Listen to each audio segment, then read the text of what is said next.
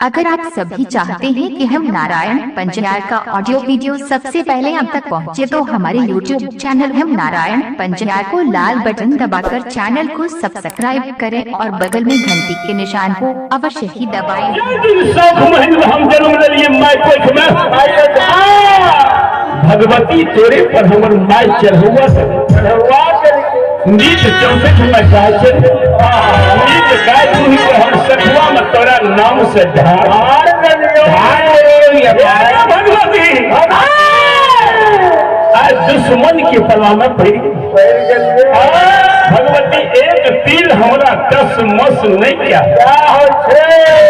प्राण हमार बेकल भैया हाँ ये धरला जब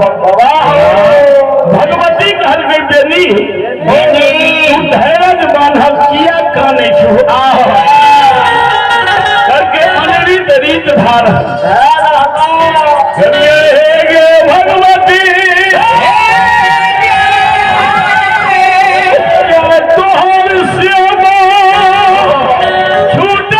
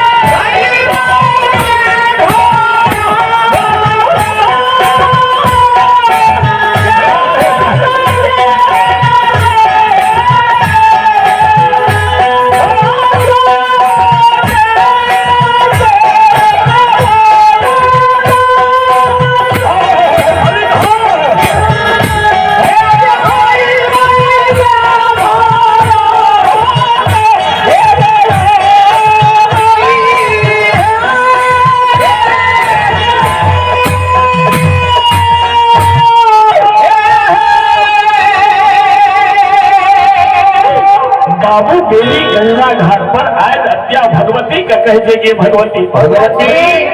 आज से हम तोहर सेवक छूटे धर्मराज बाबा के पजियार है वो भगवती कल के बेनी घबरावी ने धैर्य बांधा कलिए हमरा धर्मराज बाबा से पूछे दे भगवती के बाबू कल दास बजरंग बली दोनों मूर्ति बैसल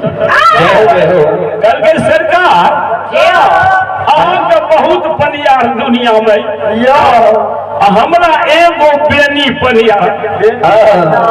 बेनी के बकस के दुनिया पनियार खोज ली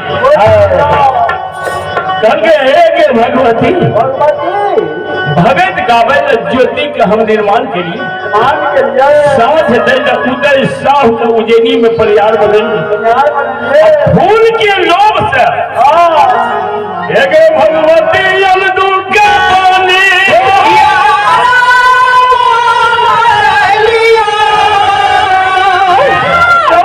कोष दोना फुलवारी अमदू कर 14 कोष दोना फुलवारी अमदू कर फूल के कमी नहीं फूल का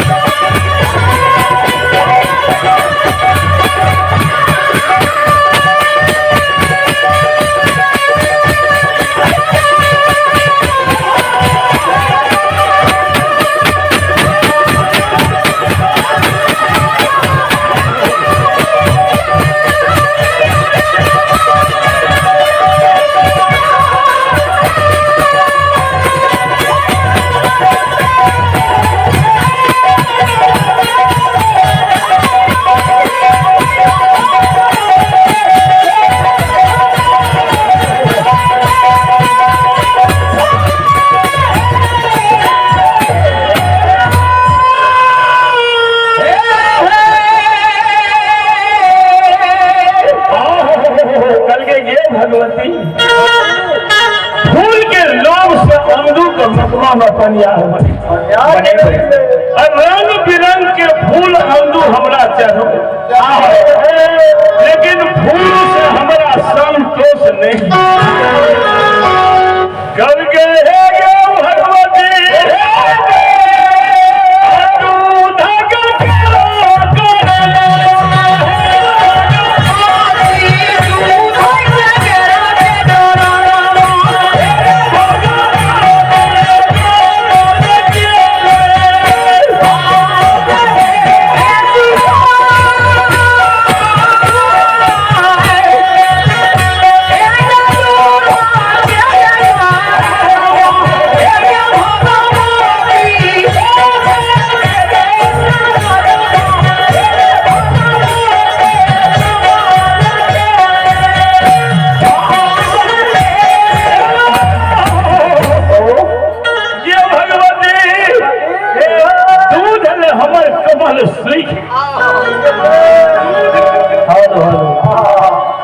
दूध में हम बाबू देवी के यह धर्म फजियात बना भगवती को से आगे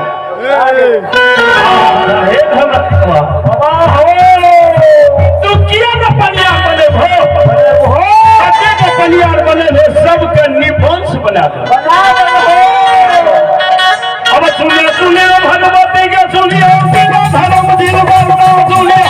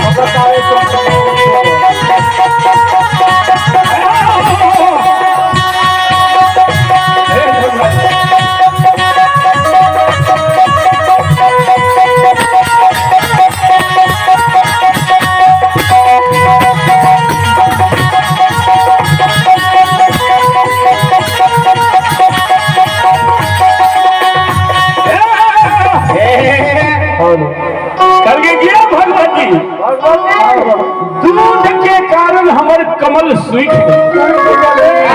सुनै छियै प्रेमी बाबू का सिंगा आँख जाय छै रसलिया के रसलिया दूध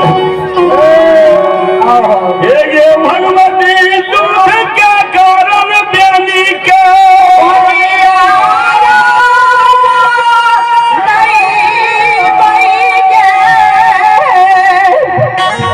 तू ककरो ने छोड़बो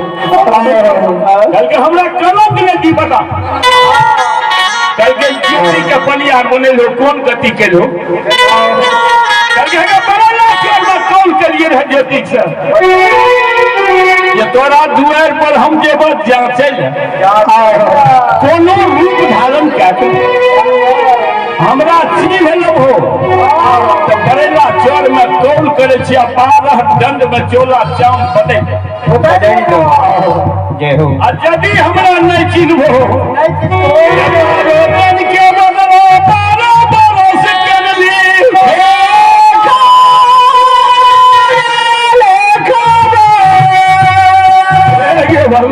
जब बाबू ज्योति के दुआर पर गेलिए ने हमर भेंट नहीं केली हमरा से भेंट नहीं ओकर माय की केलकै बुया पोता कुत्ता के बलल के लगे धब्बा कुत्ता हो जाते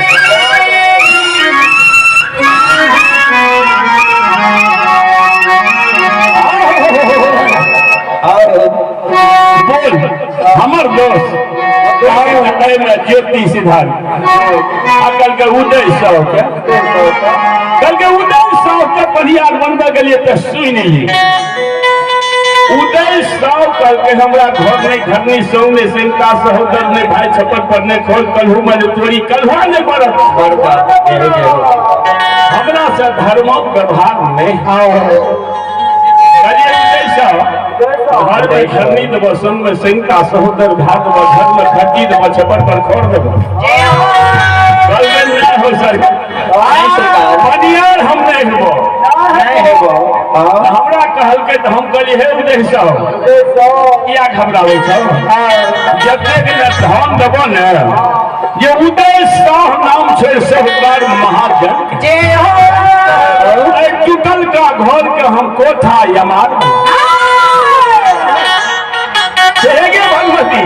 भगवती उदय से हमरा की के जानी छी कल के मोगल के राज छिए हमरा पनी भो आ कल हमरा से गलती है ने छोड़ देबो दे तो मोगल हमरा रह देते कल उदय से गलती तोहर माफ कल के पनिया तो जरूर हो लेकिन एगो खोल देबो की सड़क पर से करता लेन के कलहू में कटा देबो और की हम अपने कलहू पर बैठ रहे अच्छा बिना बरत के कलहू घूमते गर्दा में से तेल चुआ देबो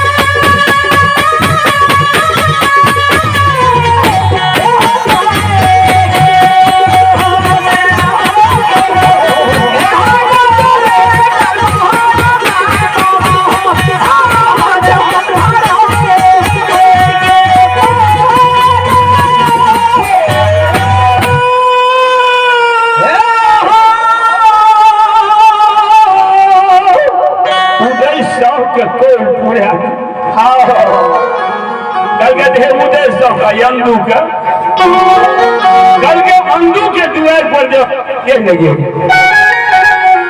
फूल के गाछ में लीला घोड़ा का पैर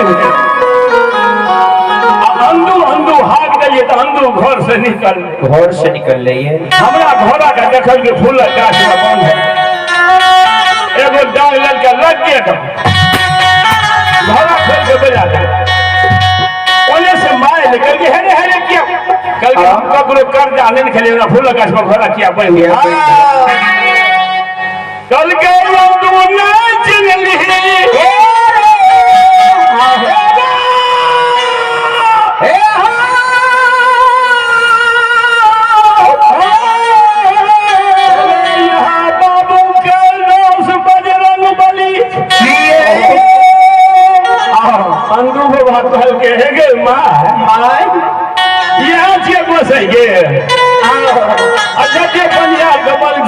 निबंशे बना दे बोल अब हमर दोस्त के अंदू की कल के तो यहू में अंदू के दोस्त है कल के बाबू करना से है क्या भगवती कतबो कहबी हम नहीं मानबो बाबा बेदी के धर्म के बोले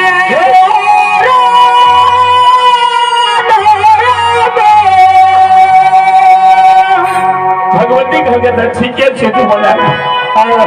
ओटे से भगवती एलखी बाबा बेनी जी मान के कल का बाबू है रे आजू ये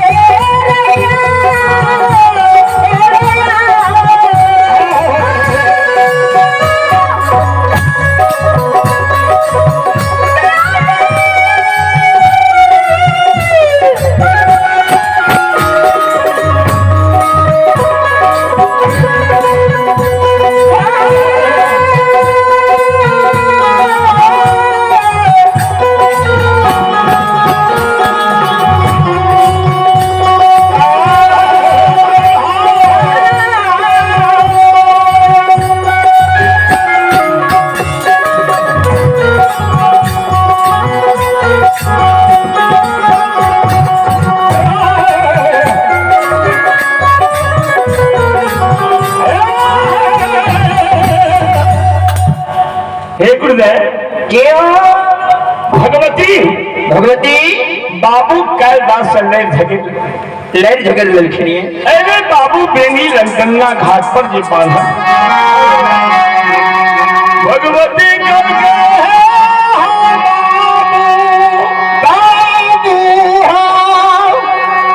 हमर सेवक ऐसे तू छूटे ऐसे धर्मराज के पजियार है छा बाबू बेनी कहल के भगवती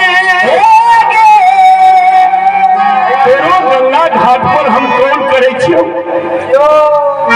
यदि हमरा बाबू कैलाश धर्मक पजियार बना लेते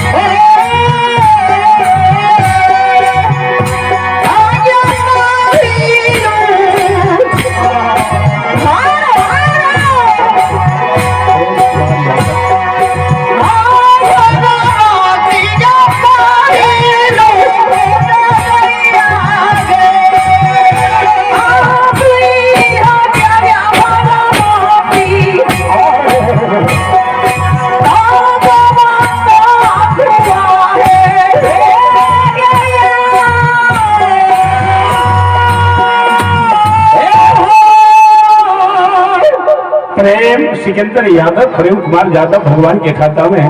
51 रुपया दान करके आहा हे धन्य बाबा माँ सरस्वती और बउआ के जिंदगी दी हो आइए भगवान के दरबार में हमारे सुरेश यादव के पोता एवं पोती सोनू कुमार, आयुष कुमार और ऋषभ कुमार, रितिका कुमारी गौर से भगवान के दरबार में बड़ी श्रद्धा पूर्वक सादर श्रद्धा से बड़ी ही उदार हृदय से 501 रुपए के दान है। पहले ताली बजाकर स्वागत हो जाए। दानी दादा की समस्त परिवार की जय हो। और आइए अब हैं शिव शंकर राम भगत जी अगेवा गौर से भगवान के दरबार में 21 रुपए की दान है। जय हो दानी महाराज की जय हो। दानी महाराज की पूजनीय माता पिता की जय हो।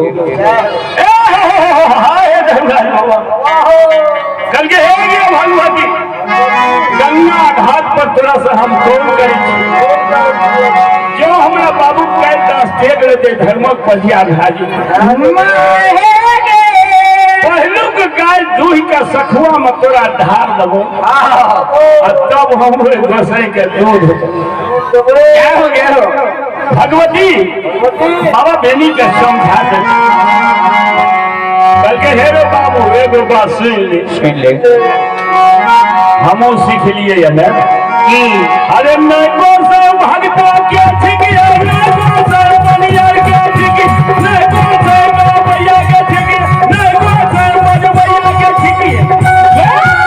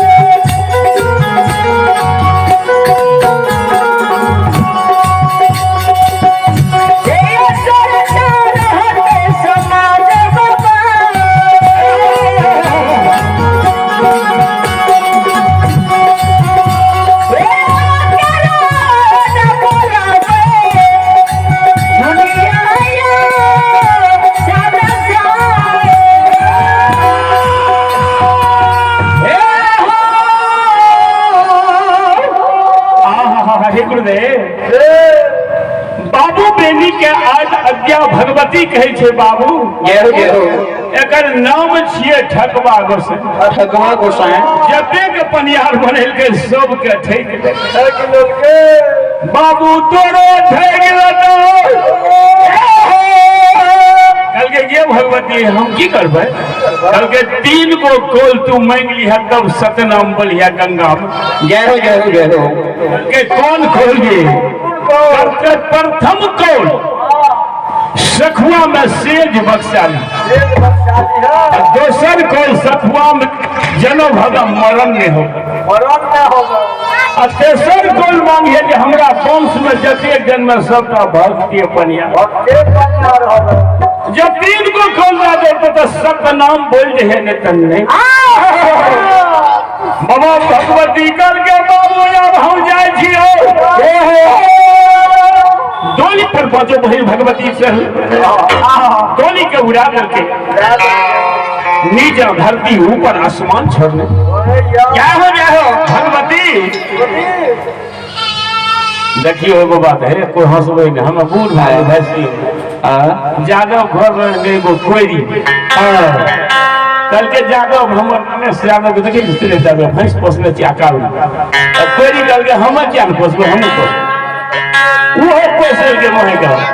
ओकरा बुझल नहीं फल पाके ऊपर कोयरी खूब खिले माय के खूब दूध करे भगवान के कृपा भइल सकत जानो ओकर पारी हमरा सुहेश सोहन के पारी। जय हो जय हो। उ तो पियल के करवा पर पारी के इनकर पारी जे है से डोल घी तो सब कोरी के परू कर के जादव के परू के दोस्त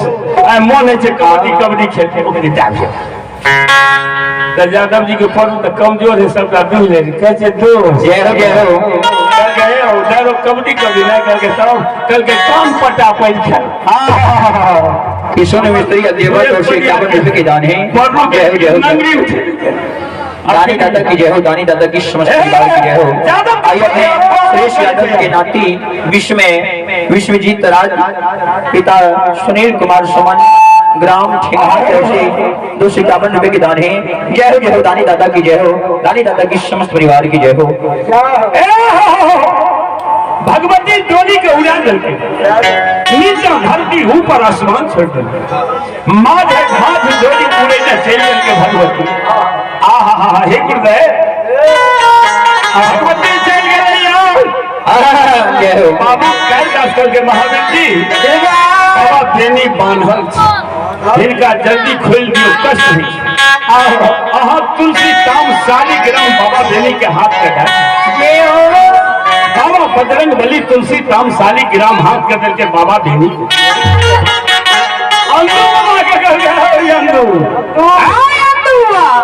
जा फूल के माला बाबा बेनी के गला में डाल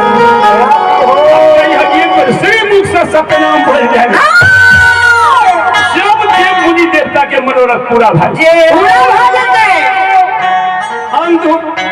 कपड़ा लागे कल के की भेल कल के मालिक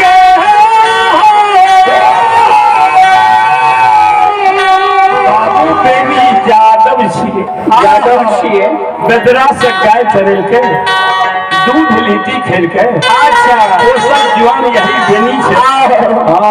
जब फूल के माला दे ले जेबे आइए कोचक मारता था गंगा के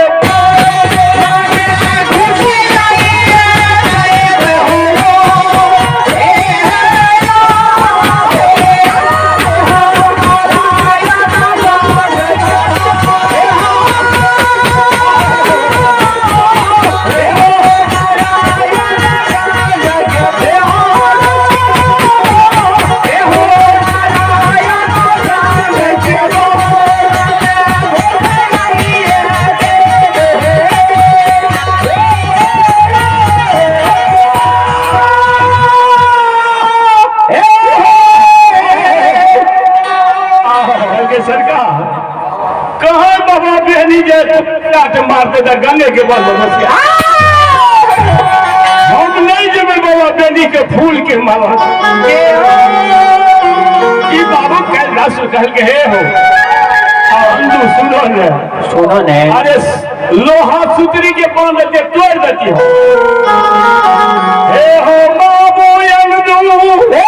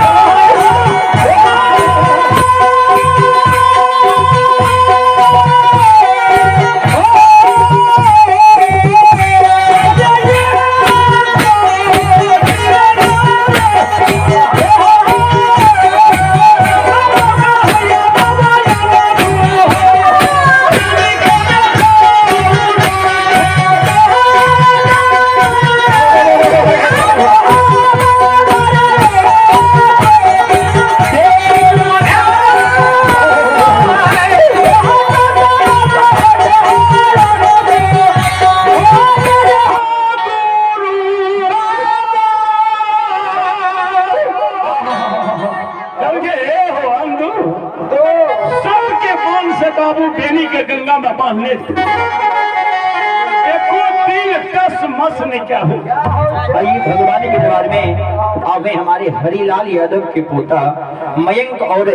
नाती हैं अभिमन्यु कुमारी कौर से 51 रुपए के दान है। जय हो दानी दादा की जय हो, दानी दादा की समस्त परिवार की जय हो। हाय गुरु बाबा हे हो माली बाबा के गोसाई के सुन के बाबा पेनी जिंगा भेज दे अंदु बाबा